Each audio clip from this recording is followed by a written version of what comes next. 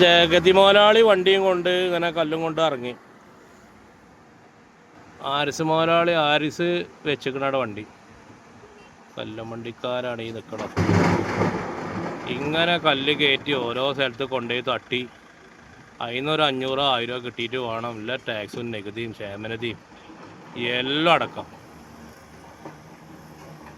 പിന്നെ ഇത് റോട്ടും കൂടെ പോകുമ്പോൾ കാണാൻ നല്ല രസം കേട്ടോ. റോട്ടിൽ കൂടെ പോകണ മാതിരിയല്ല കോറിയിൽ വന്ന് കല്ലെടുക്കാറുണ്ട്. അതിന് ലേശം ചങ്കൂറ്റവും ധൈര്യമൊക്കെ വേണം. ഇതൊക്കെ പുതിയ അപ്ലോയ്മെൻ്റ് ആണ്. എനക്ക് പേടിയുണ്ട് അതിൽ ഇറങ്ങിയാണ്ട് കല്ലെടുത്ത് കയറാം. ഇപ്പോഴുള്ള ഡ്രൈവർമാർക്ക് ആർക്കും പേടിയുണ്ടാവില്ല അല്ലേ.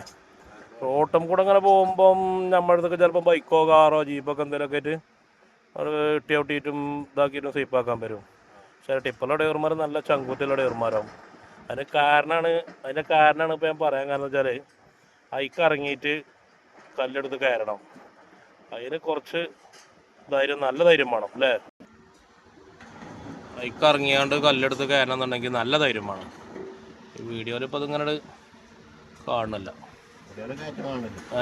വീഡിയോയിൽ ചിലപ്പോൾ കയറ്റം കാണുന്നു.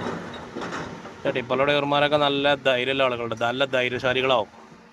ഇത് തട്ടാൻ പോണത് ചിലപ്പം ചെറിയൊരു വരമ്പേ ഉണ്ടാവുള്ളൂ.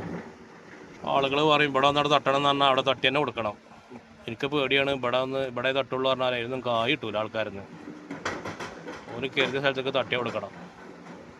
പിന്നെ ഉള്ളത് ഫൈസൽ അഞ്ചച്ചോടി. ഇയാൾക്ക് തിന്നാൻ തന്നെ വേണം ഒരു 10-200 റുപ്യ 300 റുപ്യൻ്റെ. ഇതിൽ നിന്ന് കിട്ടി തിന്ന് അതിൻ്റെ ബാക്കിയെ പെരയിൽ കൊണ്ടാണ്ടാവുള്ളൂ അല്ലേ.